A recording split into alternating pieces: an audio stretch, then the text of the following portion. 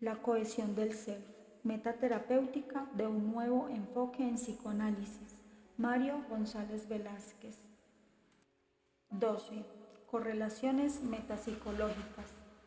Es indudable que las teorías psicoanalíticas convergen más de lo que se acepta a nivel del acontecer transferencial, o sea, en su operatividad clínica, y por ende quizás los objetos parciales kleinianos tienen cierta correspondencia con los objetos narcisistas de Kohut o con el funcionamiento autístico anobjetal de Mahler.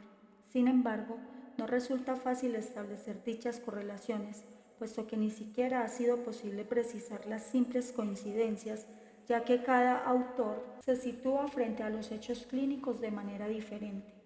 Entre los estudios más serios sobre el tema se encuentra el de Bacal, quien analizó las coincidencias entre la teoría de las relaciones objetales y la psicología del self, mediante la revisión de las obras de Melanie Klein, Ronald Fairbairn, Ian Sweet, Harry Guntrip, Michael Balint y Donald Winnicott. Trató de establecer un puente entre la obra de dichos autores y los estudios sistematizados sobre el self, encontrando conceptos precursores, pero sin que ninguno hubiese podido desarrollar la teoría como lo hizo Kohut, debido a que no pudieron separar sus planteamientos de un criterio normalista sobre el narcisismo, el cual se hallaba ligado al presupuesto de que la madurez no puede lograrse sin el abandono previo de las relaciones objetales narcisistas. La labor de encontrar coincidencias y establecer correlaciones es más apropiada para un equipo de investigadores, como lo anota Díaz Granados, ya que el campo es muy vasto y las discusiones de los psicoanalistas más importantes han diversificado las tendencias. Por otra parte, cada concepto controvertido daría pie a un extenso trabajo a causa de que las disidencias están matizadas por las perspectivas de cada autor. Definitivamente, este capítulo no busca establecer coincidencias entre las teorías derivadas de la psicología del self y otros modelos o concepciones psicoanalíticas. De hallar las bases comunes en psicoanálisis se ocupó el Congreso de la Asociación Psicoanalítica Internacional, reunido en Roma en 1989, cuyas conclusiones sintetizó Márquez.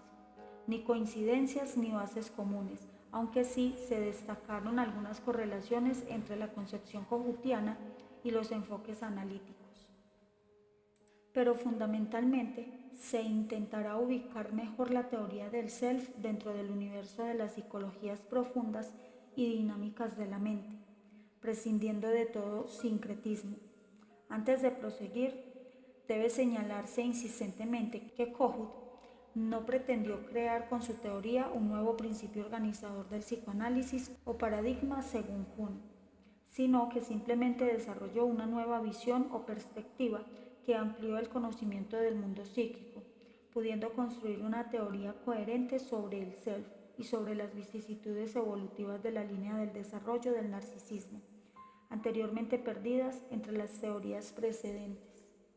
La clasificación de Pym sobre las principales teorías psicoanalíticas es didáctica y tiene relevancia metapsicológica. Reduce a 4 tales teorías y las designa como psicologías: psicología de los impulsos, psicología del yo, psicología de las relaciones objetales y psicología del self. En realidad, las 3 primeras conciernen a la línea del desarrollo de la libido objetal sexual y solamente la última al desarrollo de la libido narcisista, por lo cual podría también proponerse una división más ajustada a esta situación: psicología de la libido objetal, psicología de la libido narcisista. De todos modos, el pensamiento de este autor es aclaratorio y útil. En el 37º Congreso de la Asociación Psicoanalítica Internacional, reunido en Buenos Aires en 1991, el mismo Pym planteó la existencia de 2 tipos fundamentales de patología: la patología del desarrollo y la patología del conflicto. La primera, dependiente de ambientes poco confiables durante el proceso de crecimiento infantil, caracterizados por inconsistencia objetal, déficit de la apropiación de autoestima y fallas en la respuesta empática de las personas significativas.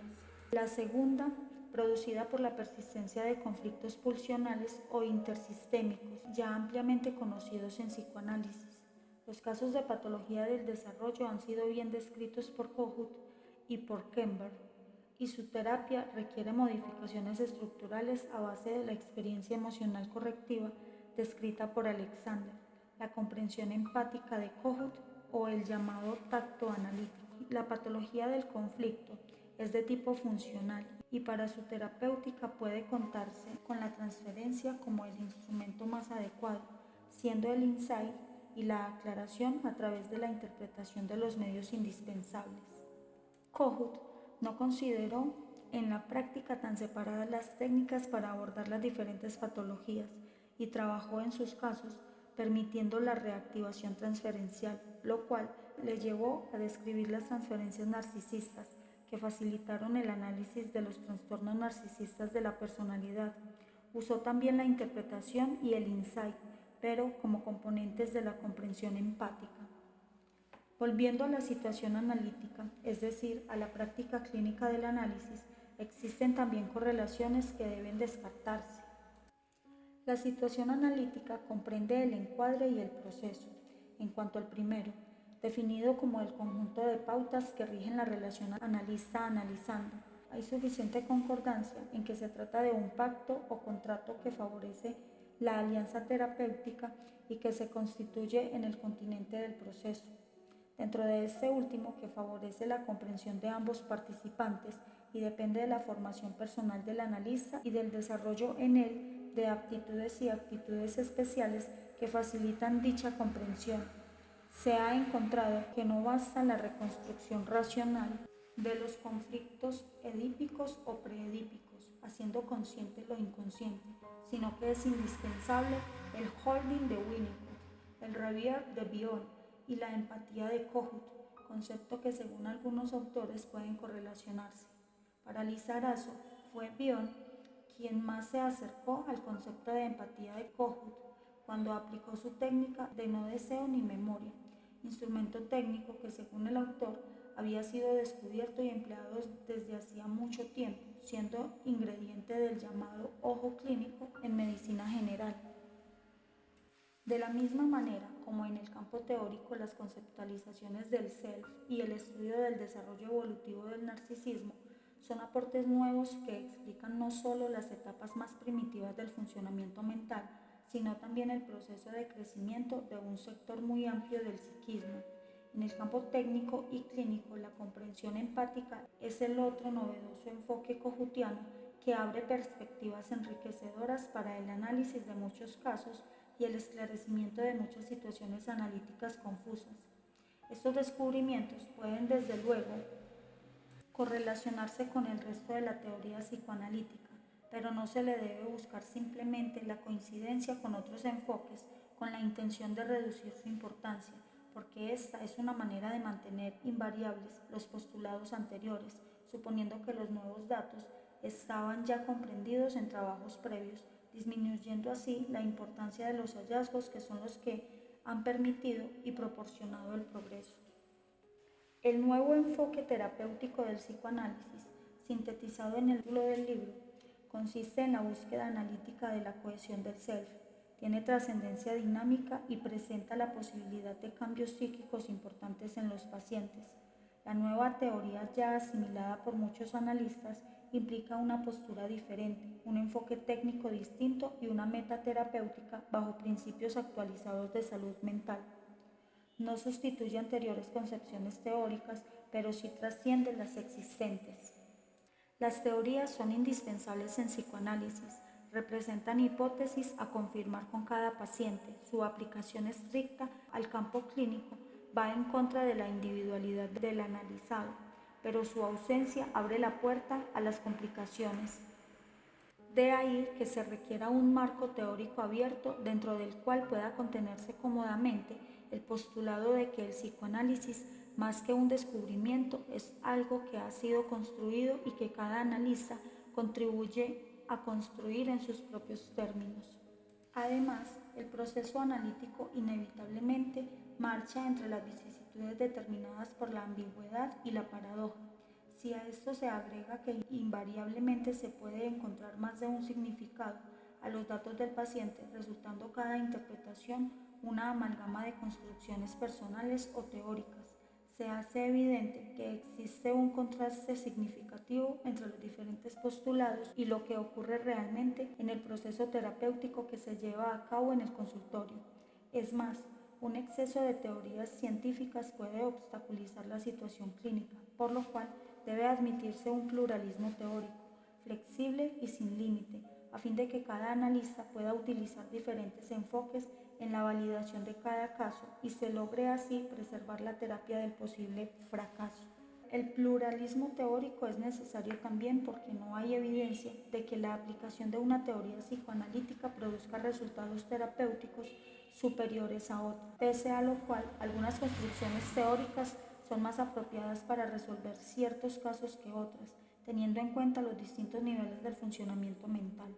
La teoría del self y los self-object resultó más adecuada para resolver los problemas de los pacientes con trastorno narcisista de la personalidad, así como el modelo tripartito resuelve mejorar los síntomas neuróticos obsesivos. No se trata de dilucidar entonces qué teoría es mejor que otra, sino más bien aceptar la existencia de varias teorías psicoanalíticas paralelas, tal como lo hizo Will, quien llamó a esta posición realismo trascendental y lo definió como la posibilidad de concluir que cada teoría puede tener una parte de razón y que todo depende del nivel en el que se desarrollan las hipótesis respectivas, ya que cada hipótesis explica muy bien unos hechos y deja otros por fuera. Algunos autores consideran que el analista adopta una visión coherente y general del psicoanálisis a interpretar, y que cada intervención es un pronunciamiento teórico técnico.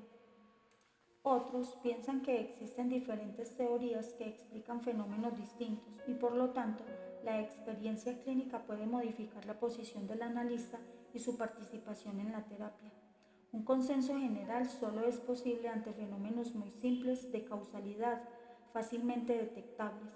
Los procesos complejos no pueden ser explicados sino mediante varias perspectivas teóricas e incluso con hipótesis alternativas que partan de puntos de vista enfocados hacia diversos niveles de la realidad.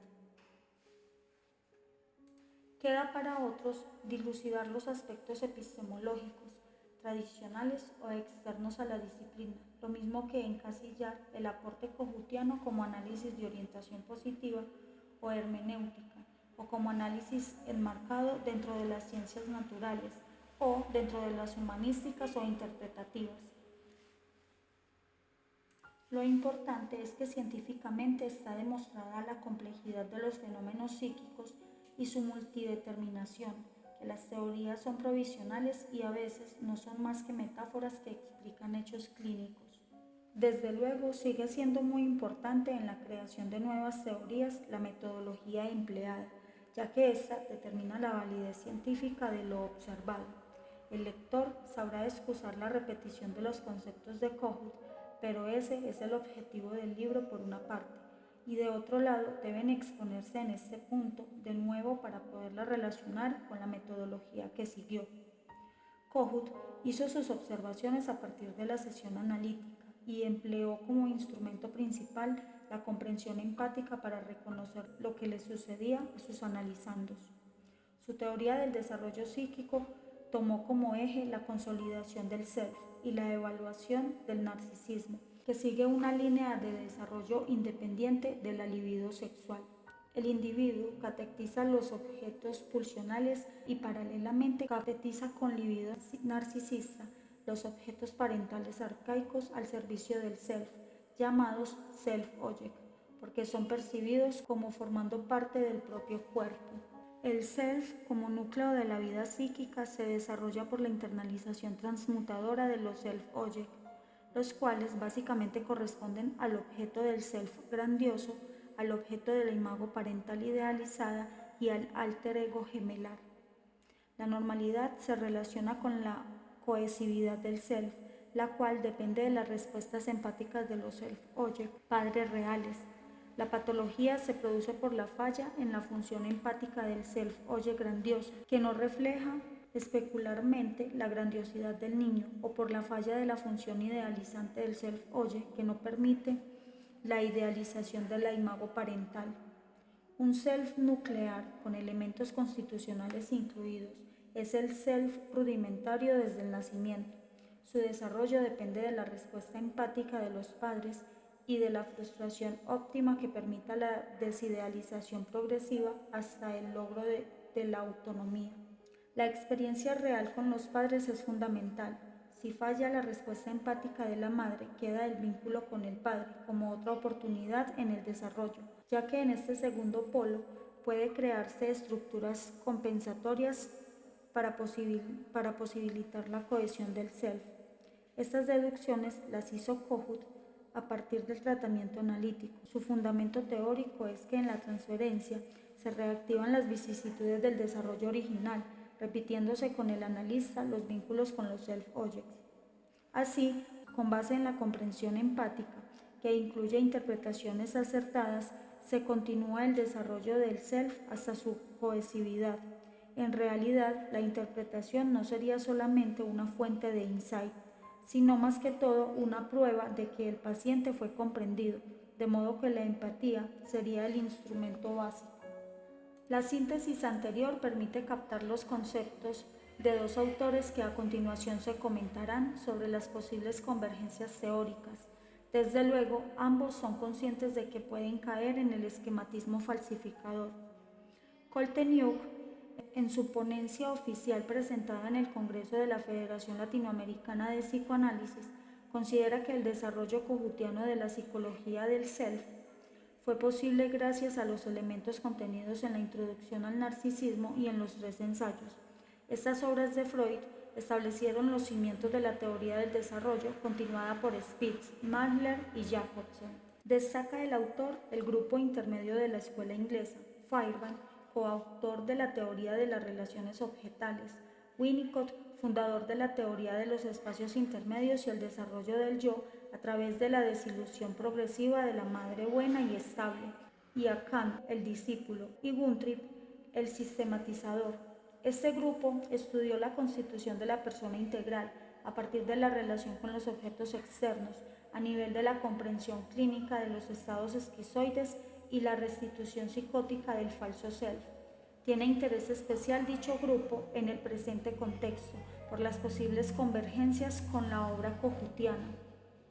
Con tales antecedentes considera Kolteniuk la existencia de las siguientes escuelas psicoanalíticas vigentes: psicología del yo o la escuela americana, teoría de las relaciones objetales o escuela inglesa, grupo intermedio de la escuela inglesa, psicología del self o escuela kohutiana, y movimiento del retorno a Freud o escuela francesa.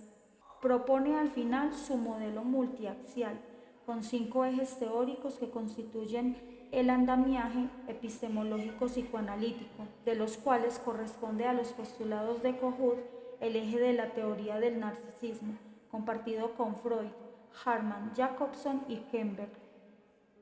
Bleichmar y Leiberman encontraron otras convergencias. Para estos autores, el interés de Kohut por el estudio de las relaciones interpersonales, la autoestima y la representación del self no pudieron convenir sino del esfuerzo de Harman para resolver la tarea de la adaptación, proveyendo al yo de la capacidad de dar coherencia y síntesis a la personalidad. La otra influencia que pudo haber tenido fue la de Mandler y Winnicott, quienes valoraron los factores ambientales, especialmente la relación con la madre en la organización central de la personalidad y en el desarrollo de la confianza y la seguridad. Con respecto al narcisismo, dicen los autores anteriores, el otro teórico que privilegia esta temática es Lacan, en su trabajo acerca del estadio del espejo como formador del yo. Los estudios de Kohut se basan en la clínica y le dedican atención al éxito y la derrota, la rivalidad por el prestigio, la sabiduría, el humor y las demás expresiones adultas del narcisismo. Para Bleichmar y Leiberman, la obra de Kohut pertenece a la llamada teoría de las relaciones de objeto, dentro de la cual el conflicto psíquico no se concibe como resultado exclusivo de la lucha entre pulsiones y defensas, sino que estudia las relaciones entre personas, la necesidad que tiene el niño de los objetos primarios y las emociones en los vínculos. El énfasis en la relación interpersonal viene incrementándose según Cooper en el Congreso Mundial de la Psicología del Análisis, en el panel del síntesis final. El propio Arnold Cooper lo confirmó agregando que es indispensable discernir mejor el proceso de crecimiento normal para ayudar al paciente dentro de la relación interpersonal analítica, en la meta de superar los defectos de su desarrollo, los cuales no hubiesen ocurrido en presencia de objetos más completos. En esta misma sesión plenaria, Stephanie Manfredi agregó al postulado siguiente: el insight no produce el cambio psíquico, es este el que trae el insight. A los planteamientos de Wallerstein, hechos en su artículo Un psicoanálisis o muchos, antecedieron los de Cooper y Mitchell, y se sumaron posteriormente los del propio Mitchell. Todos apuntan a que el psicoanálisis debe ser abierto y que además debe tenerse en cuenta que existen fuera de las tres dimensiones tradicionales otras dos, o sea, que el psicoanálisis, aparte de ser una técnica psicoterapéutica, un método de investigación psicológica y una teoría de la mente, es también una profesión organizada y un movimiento social poderoso. Dentro de la idea de que el analista es un profesional que debe crear un ambiente de resonancia empática, cabe muy bien la preocupación por un automonitoreo en el trabajo, ya que debe aceptarse dentro de esa relación interpersonal que constituye el campo de la terapia, las debilidades y peculiaridades del terapeuta, las cuales tarde o temprano reconocerá el paciente, y aquí surge como respuesta la preocupación de Kohut en el sentido de que el análisis didáctico incluya el análisis del self del candidato, ya que su ausencia puede dejar al futuro analista con déficits crónicos en su self, los cuales se harán evidentes en la terapia. La supervisión, como se ha propuesto, también incluye esta preocupación. En conclusión, no siendo posible establecer fácilmente las coincidencias, puede reconocerse algunas correlaciones entre las diferentes teorías psicoanalíticas y la psicología del self, partiendo de un enfoque pluralista y aceptando que las diversas teorías tienen aplicación específica según el nivel de funcionamiento mental. Se destaca la teoría kohutiana como marco de referencia para el análisis de las vicisitudes evolutivas narcisistas. Este es un avance significativo en la teoría y en la clínica, pero obviamente forma parte del proceso dinámico analítico, mediante el cual el conocimiento profundo del ser humano se mantiene en constante expansión. La comunidad analítica adquirió además, con el desarrollo de la teoría del self, un lenguaje innovador, una serie de nuevas construcciones y sobre todo un conjunto de nuevos datos clínicos de indudable valor científico. Para un próximo audio 13. Glosario.